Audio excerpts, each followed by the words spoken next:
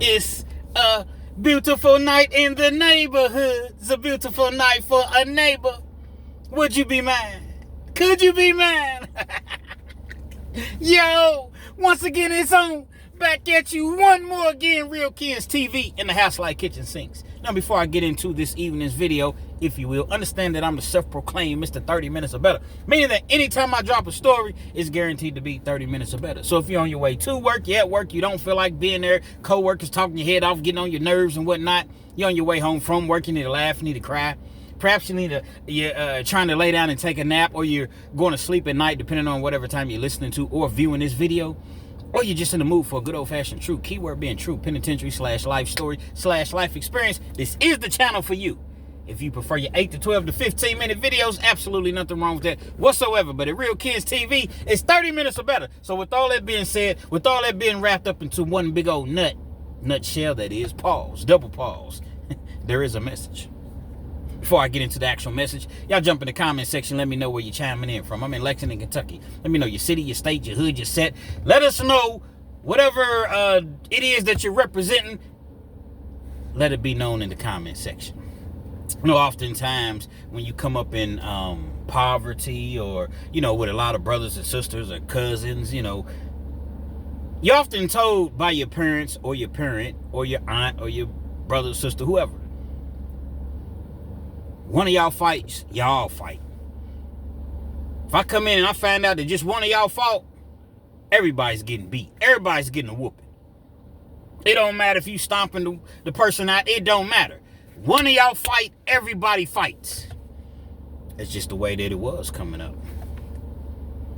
Now, while that is something that could be somewhat understood as a child, once you become an adult, you have to kind of, you know, you grow as an adult. You set aside childish things and you act as an adult. If one of your brothers or sisters is fighting as an adult, no, you try to break that up. You don't try to jump in and this is just my opinion. Because, see, now you're going to jail. Now you potentially going to go to the penitentiary. You see what I'm saying? So I would say defuse the situation. Prime example, a childhood friend of mine, Jimmy. Me and Jimmy was the same age. Came up playing, you know, football together, basketball, baseball. See, that's the type of neighborhood I had when I was a youngster. You know, there was obviously no internet. There was no, hey, you lucky if you had cable TV. You know what your recreation was? Wasn't no computers and tablets and phones. Man, you go outside and play all day. You sad when you can't even go outside and play. You looking out the window sad. Might shed a tear or two. You see all your friends running around, riding their bikes, playing football, playing hide and go seek, tag, on the swings, whatever. And you just sitting in the house on punishment. Those were the days. See, these kids today, they will never know anything about that. But you can't miss something that you never had, so it's neither here nor there to them. Many, many years, Jimmy and I played outside. He lived right up the street from me, probably 5 or 6 houses down. You know, as time goes on, you kind of evolve and you sometimes tend to grow apart. It was crazy how the district was, because even though we lived on the same street, the people at the top of the street, they went to one school, and the people at the bottom of the street went to the other school. So we went to totally different middle schools. Back then it was junior high before they changed it over to middle school. It was 7th, 8th, and 9th grade, but then they changed it to 6th, 7th, and 8th grade. 2 totally different middle schools. And then Jimmy moved away. Jimmy ended up moving away. I think he moved to like Cincinnati or something like that. Rock with me. Shout out to everybody working third shift. Shout out to all the truck drivers, man. Shout out to all the healthcare workers. Shout out to everybody that's Ubering and DoorDashing and you know, just whatever you're doing, man. Whatever you're doing to make ends meet. Shout out to you that's running them factory lines. That's, you know, just doing what you got to do. And my videos help you to get through your shift. That's who I do it for. So shout out to you, man. As I mentioned, Jimmy ended up moving away probably in the 9th grade. Never really heard from Jimmy too much. Now, it's crazy because he moved to Cincinnati, but his mother still lived in the house. Not sure exactly if he went to stay with his dad. I'm not sure exactly who Jimmy stayed with because I never seen his dad coming up. But I know that he was excelling in sports. He was very good in football, and he ran track. He was fast, man. I'm talking about this dude just had great genes, man. He could hoop too, but once he got to college, he ran track and played football. As I mentioned, Jimmy was a neighborhood kid. He didn't get into trouble coming up. Yeah, they would do little things like they might go into Kmart. Back then it was called Kmart, and they might steal like a bike chain or something like that. Back then, if you had the coolest chain, like whoever had the coolest bike chain, you know what I'm saying? There was you got the reflectors on your bike and the little things that dangle down from the handlebars or whatever. You know, you cool. You try to fix your bike up. That was your whip back then. So, you know, they might go and do little things like that, but never got caught. And Jimmy was never arrested or anything of the sorts coming up. Throughout the years, I would see Jimmy every blue moon. Every blue moon, I would see Jimmy throughout our high school years or whatever. Jimmy comes in town my freshman year at college. I was going to Kentucky State University.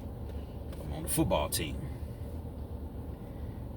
Jimmy aspired to play in college, but his grades had slipped. I don't know exactly what was going on because Jimmy never really had any issues with grades that I knew of early on.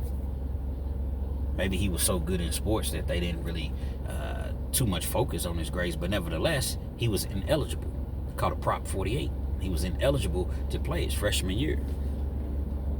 He set out and he started working at UPS. Jimmy cut hair. He could cut hair very well. Been cutting hair probably since he was 9 or 10 years old, and he just stuck with it. So he definitely had a skill, talent. He's working at UPS. He's saving his money. He's trying to get his testing and everything together because, you know, you had to take the ACT or the SAT back then to be eligible for college. That was one of their requirements. He worked hard. Jimmy worked hard. He was dedicated. He knew that he was going to go to college that following year and play football and run track, his passion. As he said he was going to do, he did so. Got his test scores up. He enrolled into college. He's excelling as a freshman. Football field, track, he's excelling. He's doing well. Doing well in the school, the books, or what have you. Every once in a while, I'd hear from Jimmy, but there was no social media or anything like that. So once again, we lost touch. We lost contact. I go on with my life. He's going on with his life or whatever. End up running into Jimmy probably about, 5 or 6 years later. He's telling me he graduated college. He's still working at UPS. He's moved his way up to where he's an actual driver now. Not sure if you are familiar, but if you work at UPS and you're a driver, man, you make nice money. So he had a college degree, but he's making more money driving at UPS. So that's what he was focusing on, his job at UPS.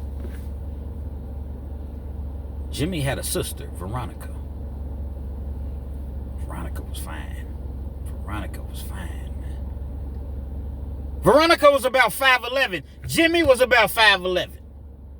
Matter of fact, Veronica, I'd say she was about 5'11". Jimmy was probably about 6 foot, maybe 6'1".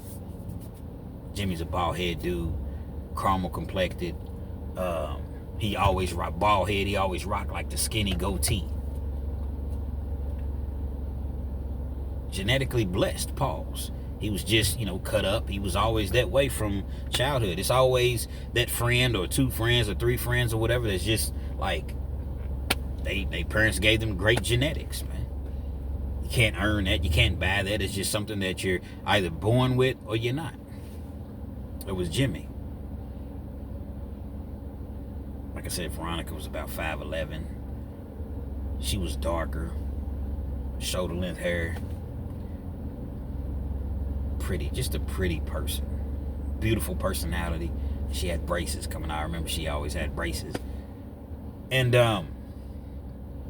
they were very, very close.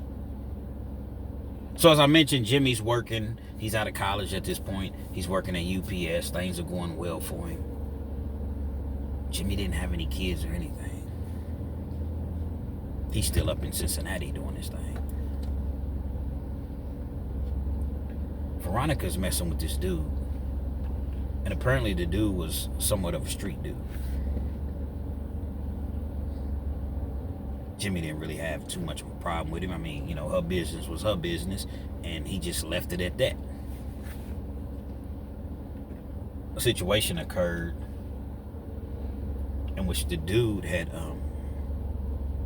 that Veronica was messing with had threatened her. Jimmy found out about this. Jimmy went and confronted the dude.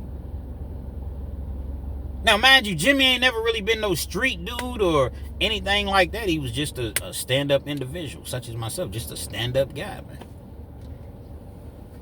He confronts the dude about, hey, man, don't be threatening my sister, man. Whatever y'all got going on is what y'all got going on. What you have in your life threaten rather my sister. They had a couple words, but there was no sort of confrontation. It was just, the law's been laid down. I done warned you once. There won't be no more warnings, man. A few months later, confrontation happens again. She calls her brother. That's how close they were. She calls her brother. He done put his hands on me. And she's yelling at him in the background. You done put your hands on the wrong bitch. You done put your hands on the wrong bitch. Jimmy drops what he's doing. Immediately rushes over to his sister's house, to his sister's place. Dude ain't left. He's still there. What I tell you I was going to do if you put your hands on my sister? What I tell you I was going to do if you put your hands on my sister? Boom! Jimmy sleeps him. Breaks his whole jaw. I'm talking about breaks his jaw, man. Literally one punch. Dude's eating out of a straw. Police come or whatever. Jimmy has no reason to run or hide or anything. The man's never been arrested or anything like that. They take Jimmy to jail. Assault charge. Not sure what the exact degree, assault that it was up in Ohio. In Kentucky, it probably should have just been a 4th degree assault, which is a misdemeanor. Carries up to 12 months in the county. But being that dude's jaw was broke, they look at that as though Jimmy had a weapon. So now Jimmy's facing 5-6 years in Ohio.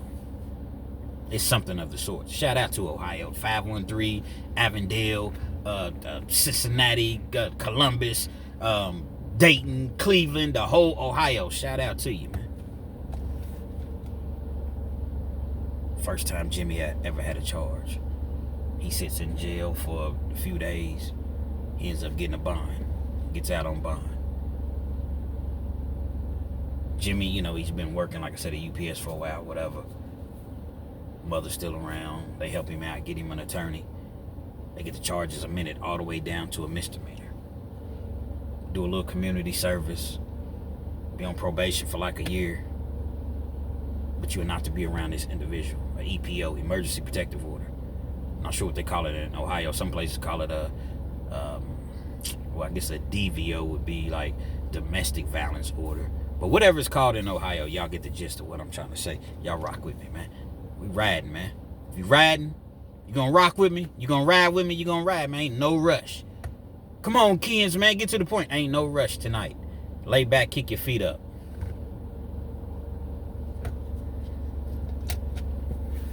And enjoy the moment. He's not to be around this individual whatsoever. So if he goes over to his sister's house, he's not to be within 1,000 feet of this individual in which he had to lay hands on.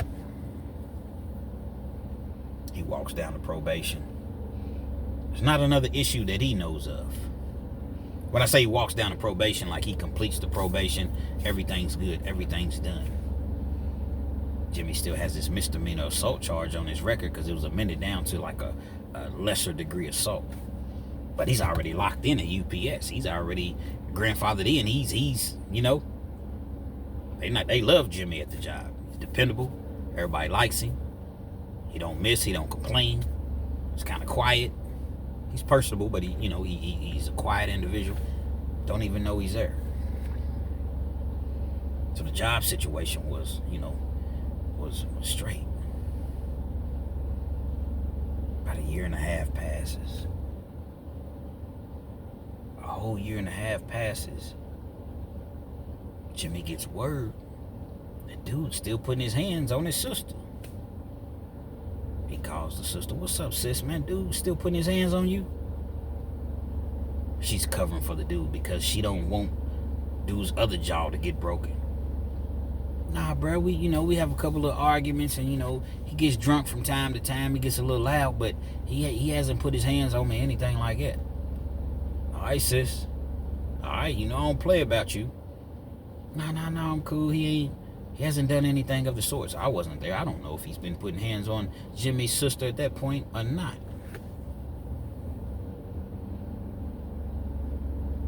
A few weeks pass. Phone rings. Same situation. Dude done put his hands on Jimmy's sister again. Jimmy goes over there. This time the dude is gone. "What did I tell you? What did I tell you about messing with this dude? Why are you still fooling with this dude and he's putting his hands on you? Ain't that much love in the world?" See, dude would get drunk and turn violent. Laid back in mild manner, but once he hit that alcohol, that liquid courage, is subject to hit the fan at any given moment. Jimmy got it in for dude. It's on. When I see you, it's on. It's up. And once it's up, it was stuck. As far as Jimmy was concerned about his sister, it's on. There's old saying, 2 mountains will never meet, but 2 men will. And those 2 men ended up meeting.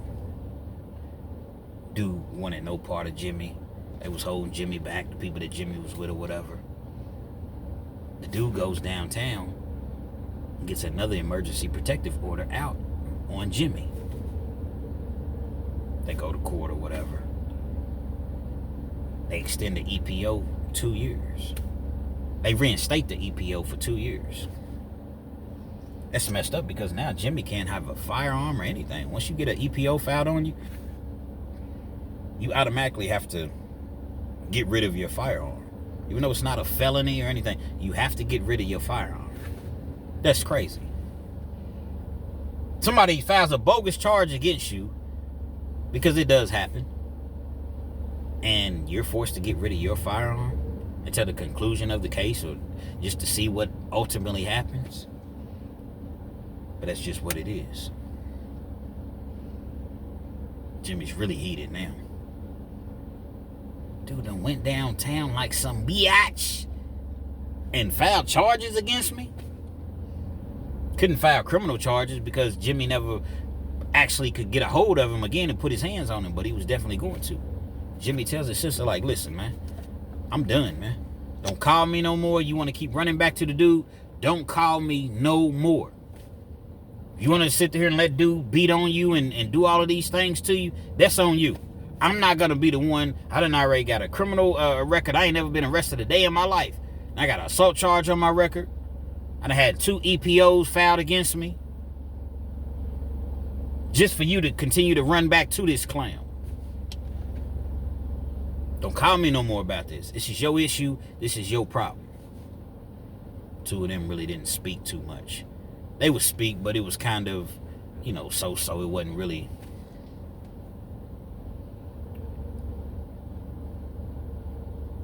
Good year passes. They get into it again. When they get into it this particular time, you know how you butt dial somebody, like you call somebody, but you don't mean to call him. He picks up the phone. He sees it's his sister, but it's late. Initially, Jimmy wasn't going to answer the phone because it's like, I haven't heard from her. It's 12:30, almost 1 o'clock in the morning. Why would she be calling me this late? I don't got time for no foolishness. I don't have time to get brought into another motherfucker's situation. I got my own life. I got my own things that I need to handle in life. But something told him to answer the phone. He answers the phone. What up, sis? Hello? Here's a whole lot of commotion, but he can't make out exactly what's going on. Hello? Sis? Hello? Whole lot of screaming and hollering, and sounds as though things were being broken, and glass and thrown, and the dude is violently yelling at the sister. She's yelling back. He knows that it's going down. That brotherly love, that brotherly instinct kicked in. He jumped in his car. Jimmy was one of those kind of, never would call nobody weird unless they were weird. He wasn't weird. He was just kind of I don't know, he liked fast cars. There's nothing wrong with that. He had like a Z-Rock or something, Z28 or something. You know, he was into his cars and his motors and, you know, things of that sort. He jumps in his IROC. That's what it was, IROC. Gets to his sister's house faster than a speeding bullet. When he comes into the house, not only is the sister and the boyfriend going through it, but the boyfriend's partner was there. It didn't look like he was trying to get things under control. He was just chilling like this is just normal. Mind you, it had only been a year. Jimmy wasn't supposed to be around this individual for 2 whole years, so he's in violation. If he gets caught up, he's going to jail for 6 months. He goes in, he's trying to pull the sister. He's not even bothering the dude. He's trying to pull the sister away or whatever. Like I said, that liquid courage, that alcohol dude gets to talking crazy to Jimmy. Man, you need to leave, bro. I ain't going nowhere. Bro, this is my sister's house. You need to leave, man. Him and the dude start to have words or whatever. Dude's feeling brave. His partner's there. And his partner done jumped bad. He done said something. Bro, this ain't even got nothing to do with you. This is Jimmy talking to the other dude. This ain't even got nothing to do with you, bro.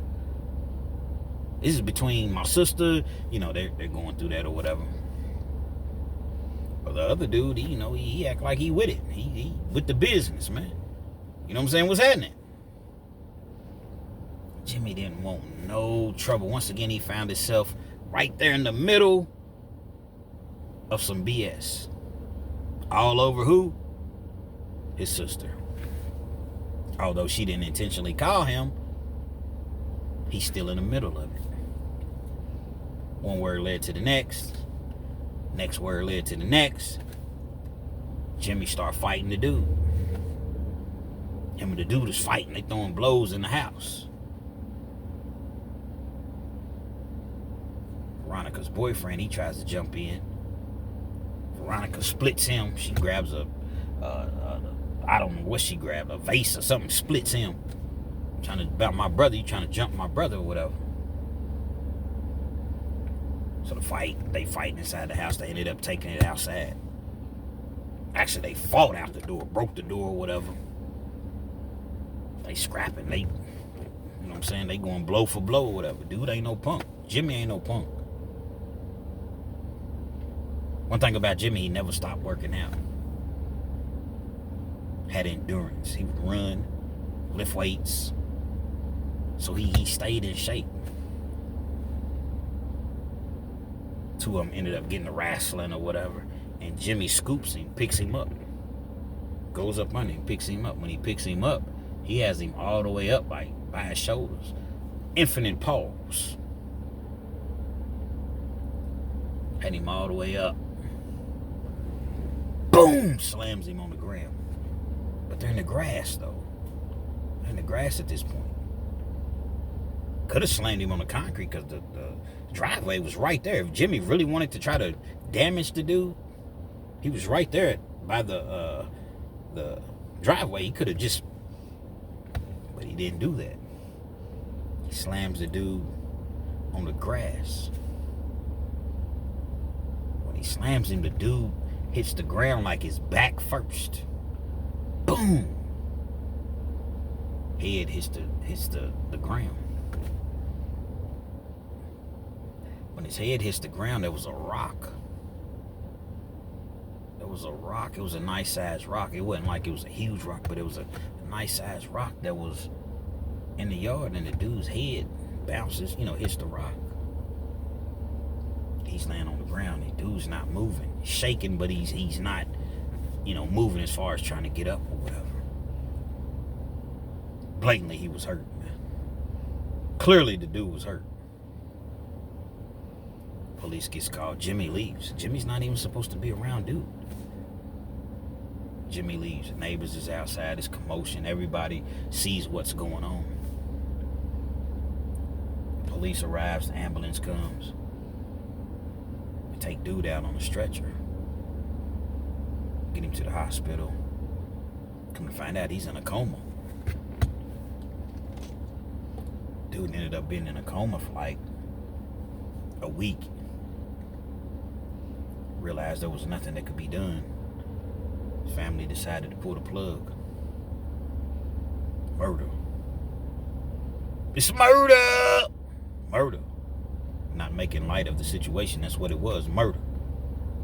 Jimmy's wanted for murder.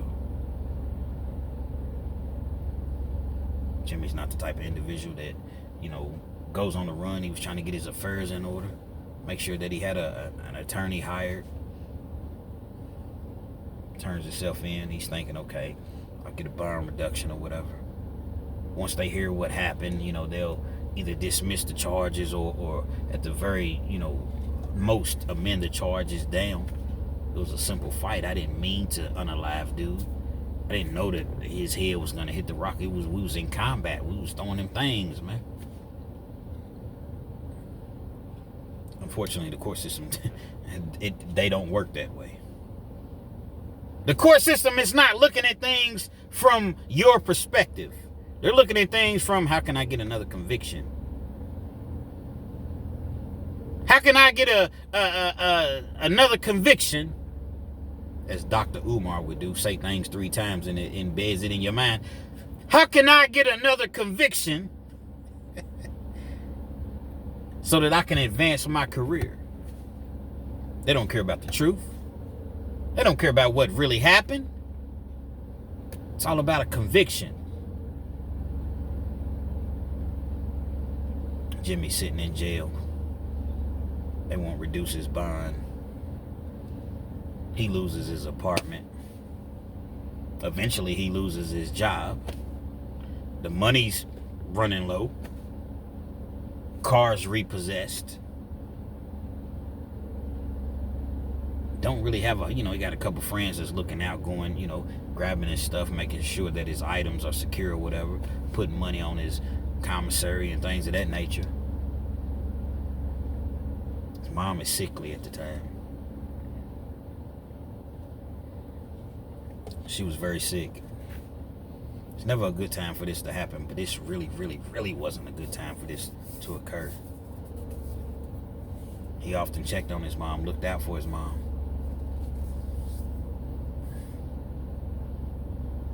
Him and the sister at odds. She's mad because her, she's just mad. But yet, they had to have some sort of communication because of the mother being sickly. Not quite sure why she was even remotely mad at the brother. But she was upset at the brother. Sits in that county jail about a year and a half, 18, 19 months. They're offering him plea deals. I'm not sure what Ohio's parole system is. I don't think I don't think Ohio has parole. Y'all jump in the comment section if you're familiar, you from Ohio. Either you do like 50% of your time or 85% of your time. It's something like that, 70% of your time. I don't think Ohio has parole.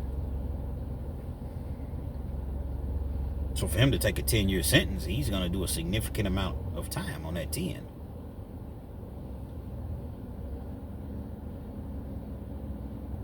Nah, man. I'm not taking this deal.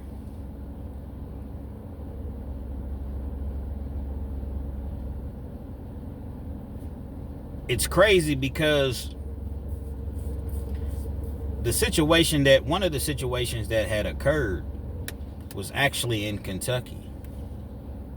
So this incident actually happened in Ohio, but one of the EPOs that was put out on him was in Kentucky. So he was in violation of that EPO just as well.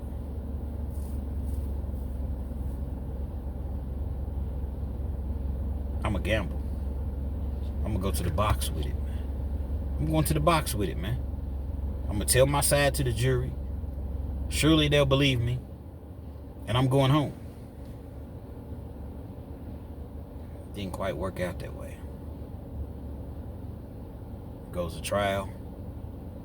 They was able to bring up, in Kentucky it's called prior bad acts. Not sure what it's called in Ohio. They're not supposed to use your criminal history against you. However, if you've had the same sort of crimes, similar conduct, rather you get on the stands or you don't get on the stands, they can file a 404B. That's what it's called, a 404B, prior bad acts. And even your charges that have been dismissed, resolved, dissolved, they can bring it up to show a pattern of behavior. This is what you do. This is your MO. He goes to trial. Gets banked. Gets his head knocked off.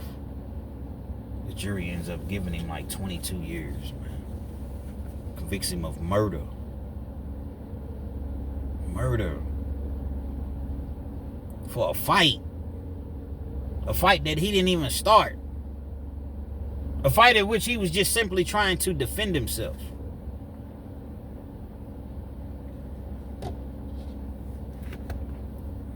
"22 years.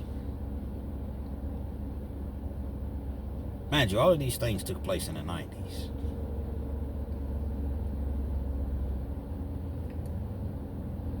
Evidently, Ohio has to have some sort of early release or parole system because I'm at Green River Correctional Complex in 2013. Guess who I run into? Jimmy. So there's no way that Jimmy did 22 years. I run into Jimmy. He's looking at me. "What you doing here?" I'm looking at him. "What you doing here?" Things have changed since we was kids. Kind of laughed and we'll walk the loop every day. Just kicking it, talking about, when we was kids. Didn't really talk about our cases too much. But one of the cases that stemmed from Kentucky, he ended up somehow they violated him, so he ended up having to come over here and do 3 or 4 years in Kentucky. Jimmy was one of the lucky ones, although the situation that occurred to him, I don't necessarily know if you could call a man lucky that has to do all of that time. But there's so many people walking around the penitentiary. I want everybody to really, really hone into what I'm saying. There's so many youngsters, so many people, just period, that's walking around the penitentiaries that will never get an opportunity at life on the outside. Will never hug a woman again unless it's in a visitation room. Or you get lucky and get you, grab you one of them COs in there. You get chose, or you got the gift of gab. Even if that's short-lived. It's only a matter of time for the other inmates find out and start hating on you. That's going to be short-lived. If you have kids, you'll never be able to play with your kids, hug your kids outside of the visitation room if they even come and see you. Dudes in there would give their right arm to get out. Protect your freedom. Protect your life. You only get one. And once it's gone, it's gone. Whether you're in the ground or you're in penitentiary. Once it's gone, it's gone.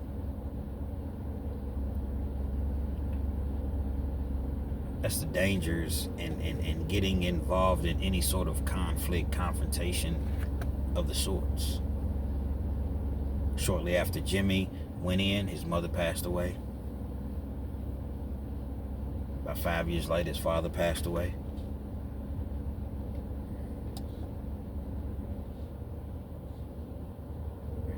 It's a sad situation. And I'm going to tell you what really, really put the icing on the cake is that Veronica went back and started messing with the dude again. Went back and started messing with the dude again. Never left him. And here it is, Jimmy's doing all of this time for a sister that he loved, I would presume still loves dearly. And at the end of the day, she shows her gratitude and appreciation going back to the dude. If it wasn't for the dude putting his hands on her, none of this would have taken place. But you see, Jimmy has to take some sort of accountability, and that's the thing I like about Jimmy. He took accountability. Nobody made me go over there. That was my sister. That's how we was raised. One of y'all fight, y'all both fight. But that's when we was kids. As a child, I thought as a child, acted as a child. When I became a man, I put away childish things. Jimmy didn't put away some of the childish things because in all actuality, in all hindsight, he should have allowed his sister to handle that. Each time she went back. Okay, one time, after that, I'm done. Every single time, Veronica went back. Last time I talked to Jimmy, the two of them hadn't spoken in years. No contact. No letters. How you doing, bruh? Was just thinking about you. Here's a picture of my kids, your nieces and nephews. No, nothing.